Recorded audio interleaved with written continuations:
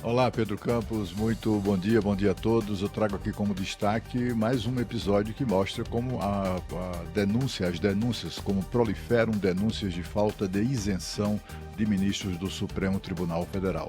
Ontem aconteceu uma coisa gravíssima. O governador do Maranhão, Carlos Brandão, que é conhecido por ser um sujeito ponderado, tranquilo, etc., ele apresentou no Supremo Tribunal Federal um recurso pedindo o afastamento do ministro Flávio Dino, que foi governador do Maranhão, da relatoria de ações que discutem a eleição da mesa diretora da Assembleia Legislativa do Maranhão e também a nomeação de conselheiro do Tribunal de Contas do Estado.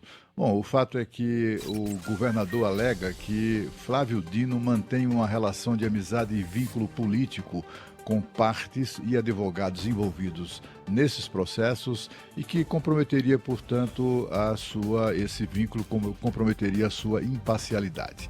O documento cita a ligação do ministro com a senadora Ana Paula Lobato, do PDT do Maranhão. Ela era suplente de Flávio Dino antes de ele vir a ser nomeado ministro do Supremo Tribunal Federal. E o marido dela, deputado estadual Otelino Neto, também é beneficiado como a senadora por decisões do amigo do peito, que agora é ministro do Supremo Tribunal Federal e que impediram o governador de exercer plenamente as suas atribuições constitucionais, as suas prerrogativas, né?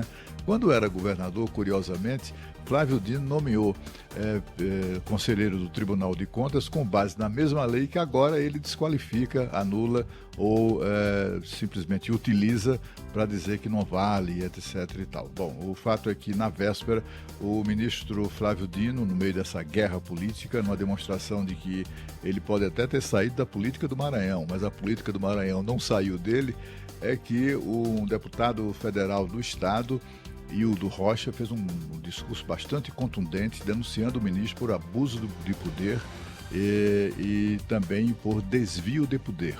Exatamente por utilizar-se da sua condição de ministro do Supremo Tribunal Federal para promover perseguições a adversários e favorecer os seus aliados.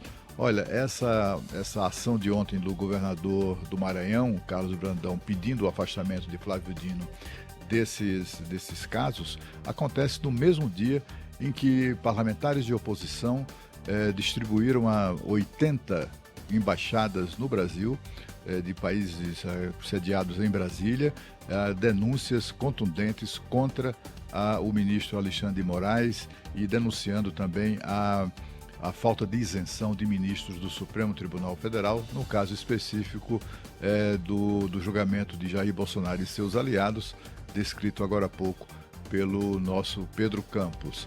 Bom, e também ontem foi o dia em que, em outro tribunal superior, o Superior Tribunal de Justiça, o ministro Og Fernandes adotou o mesmo procedimento da magistratura old school, digamos assim. Ele pediu o afastamento, ele se afastou de um caso do qual ele foi designado relator por sorteio, exatamente porque a esposa dele, que é advogada, atua em outro processo, em outra corte, no Supremo Tribunal Federal, envolvendo as mesmas pessoas. E aí o ministro simplesmente se declarou impedido. Exatamente aquilo que acontecia antes de o Supremo Tribunal Federal decidir que o ministro hoje, os magistrados podem decidir sobre o que quiserem, inclusive em processos nos quais tenha interesse ou que participem deles os seus cônjuges, que são, em geral, titulares de escritórios de advocacia. Enfim, são coisas como essa que fazem a opinião pública brasileira ter sempre um pé atrás em relação à justiça cega, como é conhecida mesmo essa instituição, que é o grande orgulho da população, né? Já se disse que a justiça é a última trincheira do cidadão e tomara que continue sendo. Agora nós voltamos a São Paulo.